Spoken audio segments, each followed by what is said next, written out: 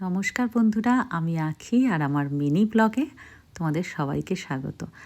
সকাল থেকে দিনটা কীরকম কাটালাম একটু তোমাদের সাথে শেয়ার করব আজকে সকালে কিন্তু আমি আলু ফুলকপি পাঁচফোড়ন দিয়ে চচ্চড়ি করেছিলাম আর সাথে পরোটা কিন্তু রেডিমেড ছিল, জানো তো।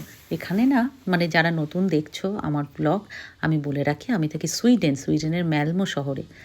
এখানকার পরোটাগুলো এত সুন্দর হয়, বাংলাদেশি পরোটা আমি যেগুলো আনি মানে অপূর্ব, মানে হাতে করে যে পরোটা করা হয় আর কি, তার থেকে তো আমার অনেক বেশি সফট তুলতুলে আর ভীষণ ভালো লাগে খেতে, আর অল্প তেলেও ভাজা হয়ে যায়। যাই হোক, আমি তারপরে বেরিয়েছিলাম একটু মার্কেটিং করতে। দেখো, একটা জিনিস তোমাদের দেখাইলাম আর কি, চারিদিকে দেখো শুধু গাড়ি আর গাড়ি, কিন্তু মানুষ কিন্তু একটাও দেখতে পাবে না। দেখো, একদম ফাঁকা। যাই হোক, মলেও দেখতে পাচ্ছ তার এই মানুষ খুব কম, শুধু গাড়ি আর গাড়ি।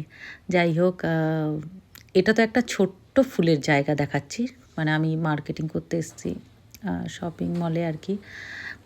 ছোট্ট ফুলের জায়গা। আমি না তোমাদের একটা ফুলের পুরো দোকানে নিয়ে যাব।